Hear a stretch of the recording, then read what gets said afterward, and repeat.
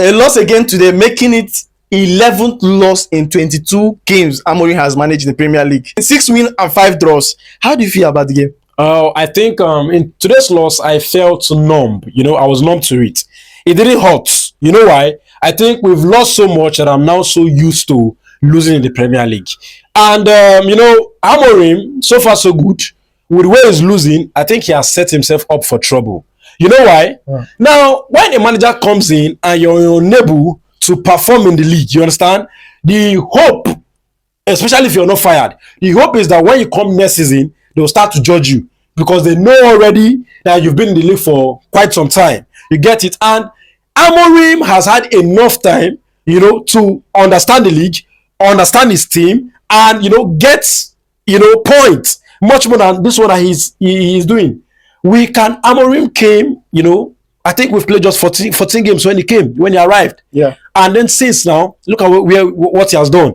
He has not been able to even win back-to-back matches. He has lost 11 times. I'm not heavy on the loss, you understand? Like I said, I was numb today. Like, I didn't feel any pain. It didn't feel like it. Okay, I was expecting it. Just like the Newcastle loss. I knew that once you were in the relegation zone, they were the ones who are, more agitated to come and win and everything. So I was not really, I wasn't expecting anything. When I came and I didn't see Bruno and Co on the pitch, I knew that, okay, he was rotating and trying to, rest players and everything.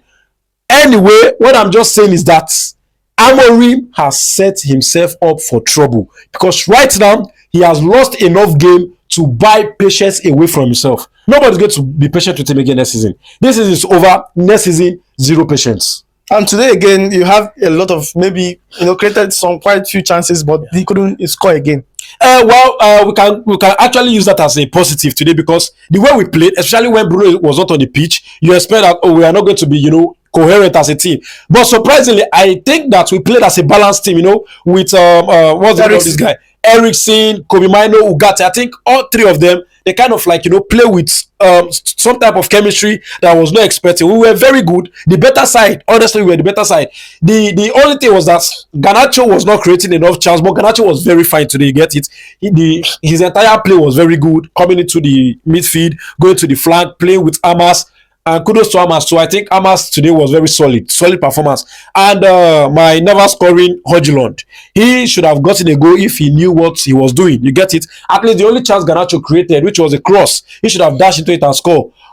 Anyway, we were a good team without Bruno, and that leaves some room for hope that Amorim can build a team that does not have Bruno in it. So let's see how it goes. All right, so let's talk about your defense today. Do you have any concerns for that? Because the goal you considered, Sha? No, the goal I considered was a free kick. It was not any defensive error. So I think the defense was solid. Kowa was majority of... No, what I'm saying is what led to the foul? What led to the foul? Because it was a draw. Eriksen wasn't able to mark Kunha, and that was why he fouled him. And that's why I said it had nothing to do with the defense. It was just a build-up from Wolves. So we were building up to the place. They were trying to attack me. And Eriksen was the midfielder. He was chasing Kunha. And it was even good that somebody like Eriksen was in that situation. You get it? To take the ball away from Kunha. So that's even good effort from Eriksen. What I expected was some other defender should have come out and pushed Kunha out. But anyway, it was a free kick. It was a beautiful goal. And the bottom line of today's performance is not even about Wolves or the goal they scored. It's about me. I should be scoring. I should be creating. It's worrying. I didn't score against Nottingham Forest. I just managed to score a patchy goal versus Newcastle. And then today again, I didn't score. It's somehow. I think the performance from Thursday, the joy from Thursday is what is making all of us today not to be very sad.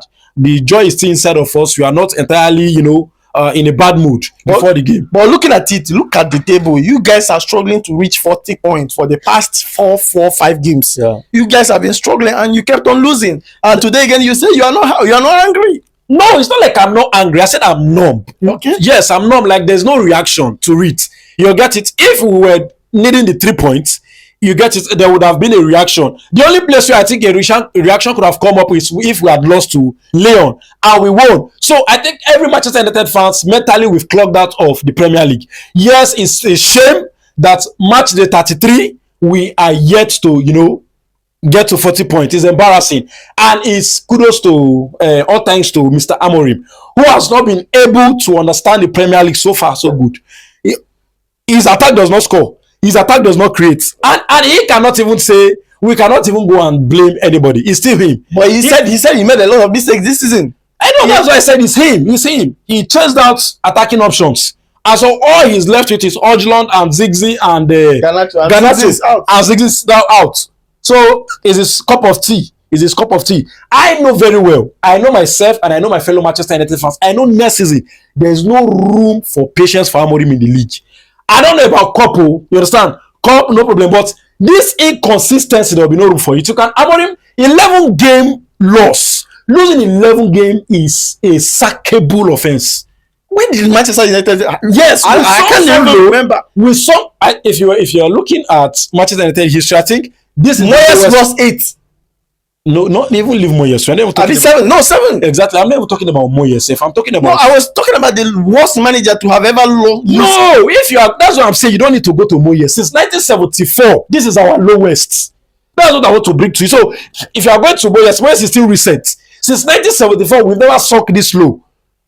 You get it? So Amorim has a lot to prove, like so much. I saw him on the touchline today. He was, looking very worried and everything, and he has every reason to be worried. You come into a club and you destroyed all hope in the Premier League. Look at us. Wolves, we are losing. Nottingham Forest, we are losing. Newcastle is beating us. We are going to who? It has taken away the bragging rights. You don't have any bragging rights. I was watching a match with Chelsea today, Chelsea fans, and I was even mocking them that if they lose to Fulham, they'll come and meet me in my, balcony where I'm resting. But they refuse to come. But that's not a problem. I know that the Europa League is where all of us have put our egg now. And Amorim, if Amorim lose the Europa League, you go see cry. Cry! We will wail. We will. But the team you have to play is a very tough team. I don't see Manchester United, passing them just like that. As I am now, what is inside of me after that Leon comeback is greater than anything else. I know I'm not scared again. If I did not die as Leon, I cannot die again. Leon, no worry. If I face Atletico Bilbao, I'm pretty sure that I'll come out victorious. And God so good, we are doing a little bit of, German in terms of all our spiritual works. Nico Williams now is out injured.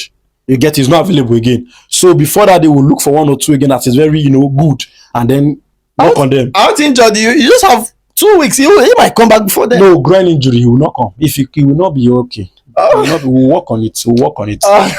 Okay. Any final thought of the game? Well, I think hopefully we win the Europa League, and if we don't win the Europa League, we get the right players. And one more thing, you understand? I think every loss gives us a room for evaluation. Today now I can say we need one more winger, one more striker, and most especially somebody that can play like Eriksen. Eriksen today gave that team immense balance. Him in that sense, especially when Bruno was not on the pitch, you get it. So you just know that we need somebody. If I'm to suggest somebody, I think I will go for Damsgaard that play for Brentford. But he does not strengthy enough. He doesn't have strength. You don't need strength. You need strength in the Premier League. Eriksen did not use strength today. What you need is to make sure once the ball comes, you already know where it's going. Majority of football, the technical ability matters.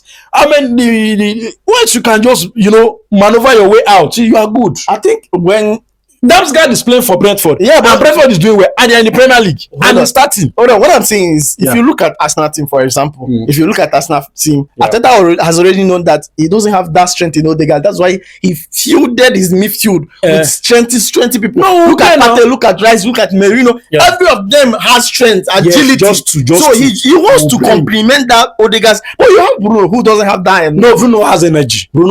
Strength. Bruno has energy. Okay. We'll use Bruno. We'll use maybe a more better player than Ugarte, hopefully, and then and striker. I beg. Well, Osimhen has discussed with me. I had a discussion with him. He'll be coming soon. Okay, he'll be coming. Yeah. All right. Thank you so much for your time. No